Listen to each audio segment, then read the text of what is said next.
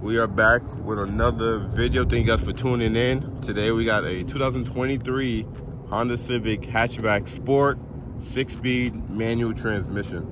For 23, there's not many changes. One big change is you no longer can get an LX in the hatchback. So now the lineup is Sport, EXL, and Sport Touring. So the Sport will be your new base model now, technically. Also, we're looking at this in the Boost Blue Pearl color with a black interior. If you get a Sport, interior color is black is the only option. As far as the design from 22 to 23, nothing changes. Everything's all identical. You come to the rear. This is the hatchback, so you can see it's a little bit sloped in the rear. Tail lights is a little bit different design than the sedans as well, but you buy a hatchback for the hatchback. Plenty of room. The opening is a lot wider than the 21, so from the previous generation, it's a little bit more room. They even give you the little privacy, hide all your goodies in the trunk so nobody can see what's going on. And the seats do fold down too if you needed more space. Now this configuration is actually a hard configuration to get because it's a 6-speed, it is a manual transmission. The Sport will give you smart entry, so you don't have to take your key out. You can unlock it as long as the key's nearby. Auto front windows, no auto rear, no manual seats either, and they're a combination of seats, so leather trim on the outside, cloth on the inside. You do get a leather steering wheel on the Sport, touchscreen display, 7-inch display, half digital, half analog cluster, 6-speed manual transmission. So this configuration, you can only get a manual transmission in a Sport like this guy, or a Sport Touring, and it's just not easy to come by. So if you had a deposit on one, you better hope you put one on a long time ago. So clutch in, push the button. I know a lot of people don't know what a clutch is anymore. Some of you guys probably see 3 pedals and kind of confused. But yeah, you have the half digital, half cluster display. This is a touchscreen as well, and you do get a volume knob, tuning knob, some shortcuts, so dedicated phone button, radio, if you want to switch to Bluetooth music, and Apple CarPlay, Android Auto. It's not wireless. You have to get a Sport Touring, yeah, to get wireless, but it is wired. And no USB-Cs, USB-A with a 12-volt power outlet. You do have Econ Assist. You do have the auto engine stop, electronic parking brake.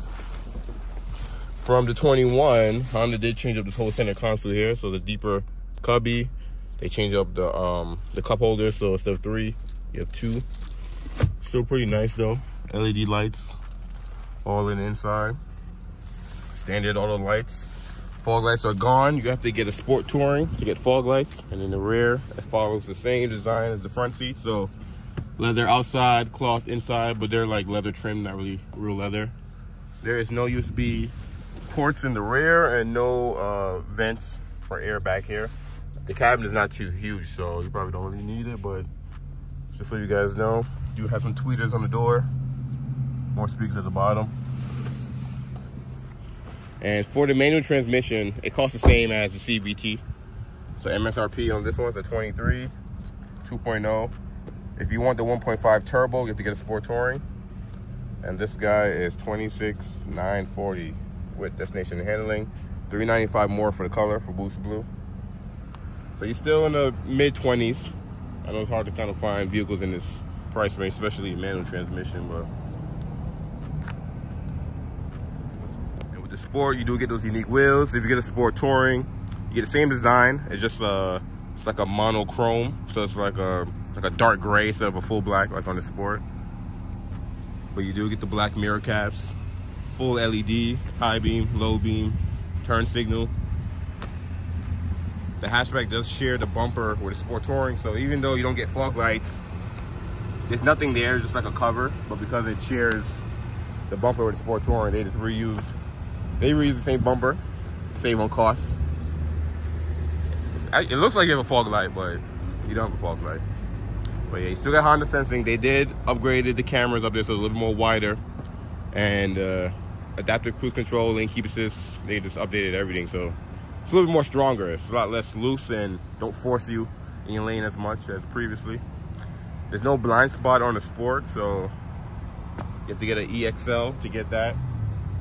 So pretty much just 3 packages in the hatchback. This is your new base. Get the EXL if you want leather seats, if you want moonroof, if you want heated seats, because there's no heated seats on the Sport either. You want blind spot monitoring, all of that's on the EXL. And then if you want the 9-inch display, so the bigger touchscreen, you need the Sport Touring. If you want the wireless phone charger, Sport Touring. Parking sensors, you gotta get a Sport Touring. So a whole lot of features. If you want the full digital cluster too. So if you want the Sport Touring and you want the manual transmission, there's only 3 colors. You have Boost Blue, just like this, Sonic Gray, and White, and that's pretty much it. They used to have black, but they got rid of black for 23 and 22. That was an option.